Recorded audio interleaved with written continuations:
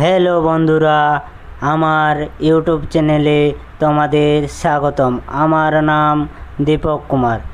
একে চিনতে পারছো? এর নাম কৃষ্ট মাহাতো।